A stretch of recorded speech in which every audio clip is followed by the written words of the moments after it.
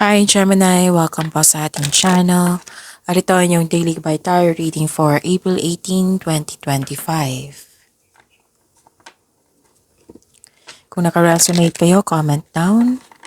Kung hindi kayo naka-resonate, ibigay niyo po sa iba kasi channel reading po ito. This is for you, Gemini, ngayong April 18, 2025.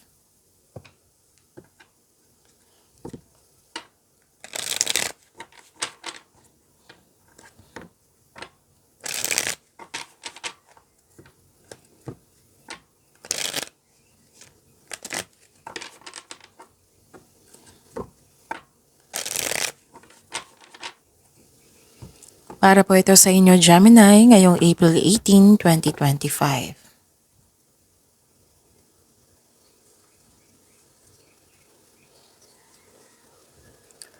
Maraming salamat po sa inyong patuloy na suporta at maraming salamat din po sa mga hindi nag-skip ng ads. Gamitin ang reading na ito bilang gabay lamang sa mga hindi pa nag-subscribe. Subscribe na po kayo at click bell notification para malaman nyo na may bago tayong video.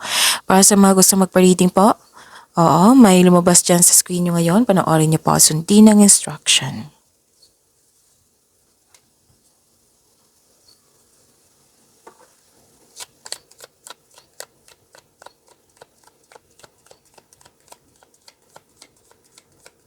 Mga ganap po para kay Gemini ngayong April 18, 2025. I need 3 cards po.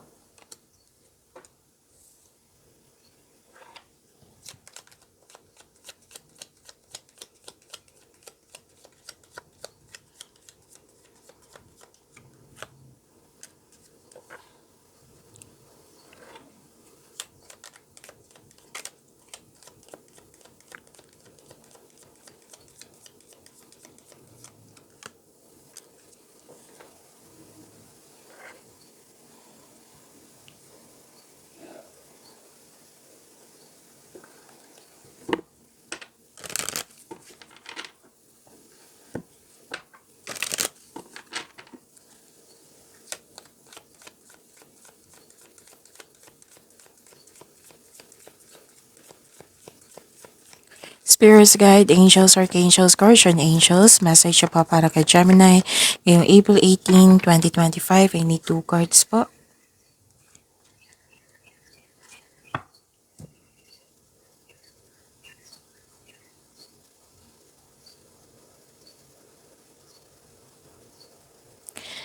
Ngayong April 18, 2025 para po kay Gemini, may nakita ko ditong reunion, bonding, special event, public event, togetherness. Yan yung nakikita ko at may pwedeng sinamahan ka ng isang tao ngayon na favorite person mo at nagbigay siya ng loyalty and support sa iyo. Pwede din may bago kang kasamahan, bagong kaibigan na magaan ang loob mo sa kanya. At pwede din may bago kayong gamit ngayon or bagong pet na makapagbigay sa iyo ng pamper. Pwede din na hired kayo as katiwala. At may mensahe ang card niyo po na kailangan yung alagaan. Oo, alagaan ng iyong sarili, lalo na yung health niyo. May nakita ko ditong pwedeng nabibigitan ka, nahihirapan, pwedeng stress, nagkaroon ng anxiety or hindi maganda ang pakiramdam mo ngayon. Pero don't worry, Gemini, kasi may nakita ko ditong recovery. Ito yung kunin natin, ito yung i-claim natin yung recovery. Okay? And nakita ko dito na may grupo ng tao na very supportive sa iyo. May personal development and spiritual growth. Maaring nag-meditate kayo ngayon, nag-take time kayo sa nature, nag-grounding kayo.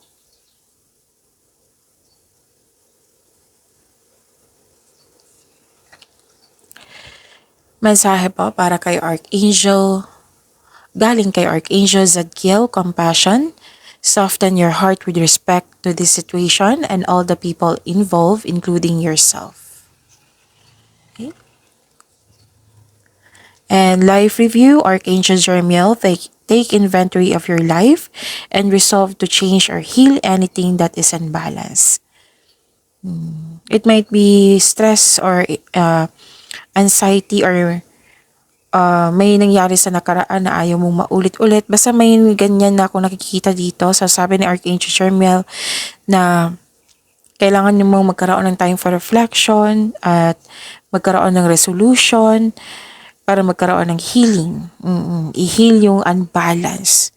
Like, it might be hindi kayo kalma. So, pwede din may mga naalala kayo sa nakaraan ayaw mo maulit. So, yun. Anything that is unbalanced na magkakaroon ng healing yan. Sabi po ni Archangel Jeremiel.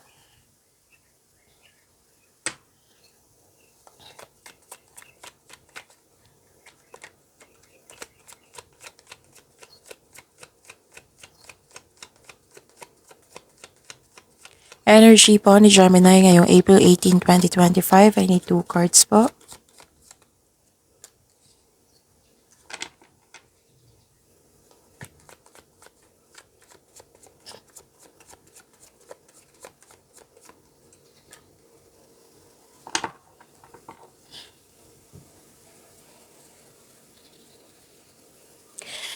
Okay, sa mga nanonood ng mga video natin, pwedeng nanood kayo ng April 17 or April 18. Example po yan, kung may napansin kayo na ulit, meaning to say, pinupush ng cards niyo yan, na kailangan yung bigyan ng atensyon, solusyon at aksyon. May nakita ko dito ang hindi nagkasundo. Disharmony. Pwede din na nagkaroon ng breakup. Pwedeng may naalala kayo na isang tao or sitwasyon na alala mo na na-waste ang time mo sa kanya. Oo, like nag-invest ka ng time and effort na akala mo yun na pero hindi pala. Pwedeng tampuhan to or separasyon or may ganap na away or hindi nagkasundo, argument. Makinig po daw kayo sa inyong intuition kasi mayroong sikreto na hindi mo pa alam. Marahil nagkaroon ka ng alinlangan kasi tinatap kayo ng inyong intuition, so it's time to communicate to your intuition. May bagong simula po dito.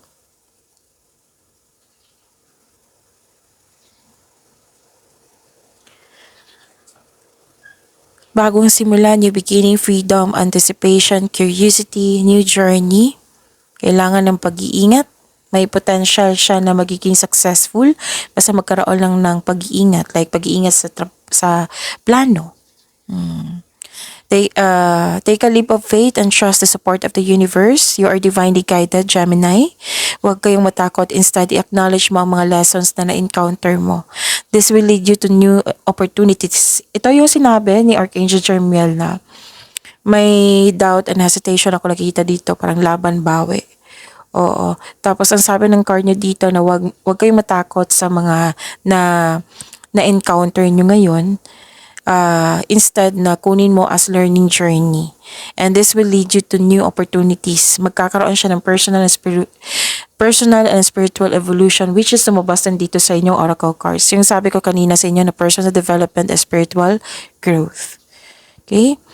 And nakita ko dito na you are ready, you are on the right path, sabi mo. Basta wag po daw magbabaya sa paggawa ng plano or desisyon.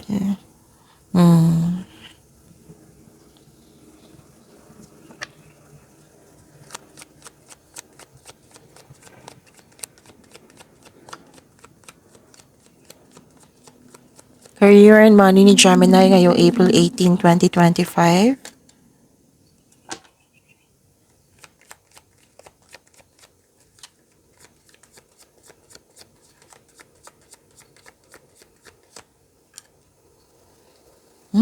Okay. Expect na magiging busy kayo. Pwedeng kahapon din na lumabas din ito na magiging busy kayo. Actually, marami kayo ideas dito na gustong gawin agad. Emotional stability, empathy. Nakikita ng mga tao na magaling ka na leader, magaling ka na trabahante, magaling ka na negosyante. And nakikita ko dito stable ka na sa napiling career at financial stability. Andito po. So, claim niyo po. And very concerned ka sa mga tao na nasa paligid mo. So, yun nga.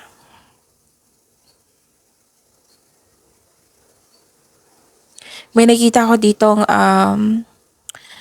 So prepare yourself. Magiging busy talaga kayo. Gamit na gamit yung skills mo ngayon. Use your inherent skills to create opportunity. Kung may balak ka mag-start ng business or career, now is the time. May nakita ko ditong negotiation. Pwedeng sa kontrata ito, pwedeng sa raise ng allowance or sweldo, or sa kita. So, this is a level up. May signing of contract ako nakikita dito na parating sa inyo. Pwede din ngayon. And granted yung manifestation mo, may parating na blessings or dumating na. Oo. And positive opportunities andito rin. Dalawang card na mismo nagsabi dito na you are divinely guided. With the divine assistance, all things are possible.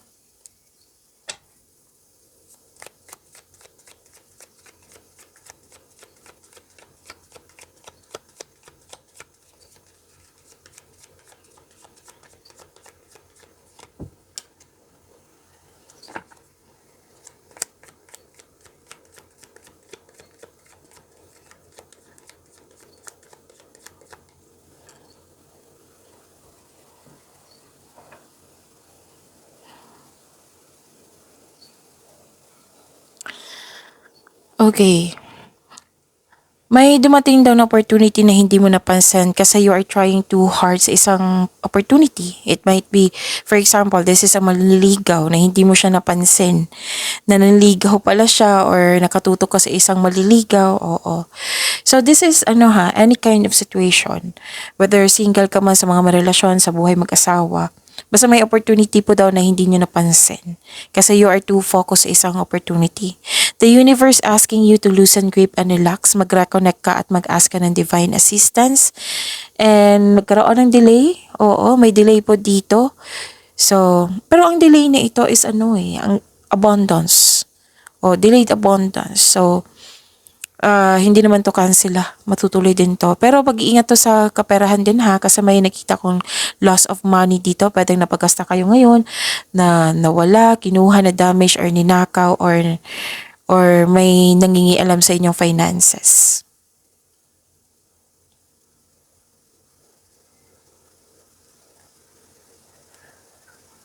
At nakita ko dito na nagkaroon po ng actually, okay, ang ganda. This is victory, mahigit pa sa success, recognition. Okay, nakita ko dito matibay ang inyong relasyon, connection sa isang tao. Maaring nag-date kayo ngayon. Oo, after ng masalimuot na di pagkakaunawaan ng kahapon. Pwede yung kahapon or the other day, last week, hindi kayo nag-usap or andyan siya pero alam mong may problema. Pero now, nagkaroon kayo ng date, pag-uusap po. Magkakaayos din kayo nito. Whether partner nyo to or matalik mong kaibigan or sa family member. Basta sa isang tao na may connection kayo, na concern ka sa kanya. Okay, sa mga single po, handa na kayong pumasok sa buhay ng pag-ibig. Okay. And this is good kasi may nakita ko dito may parating po na good news related to your home or personal life.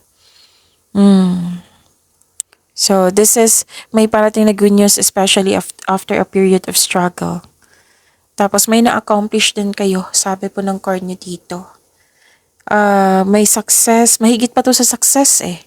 So, accomplishment, success, in-acknowledge mo yung tagumpay, at yun, may matatanggap kang papuri from other people na-recognize ka.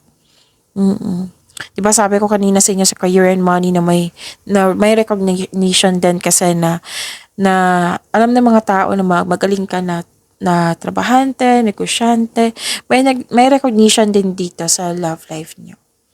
Okay? So, see you tomorrow. Pagyamanin niyo po yung blessings na binigay sa inyo, Gemini. Maraming salamat po.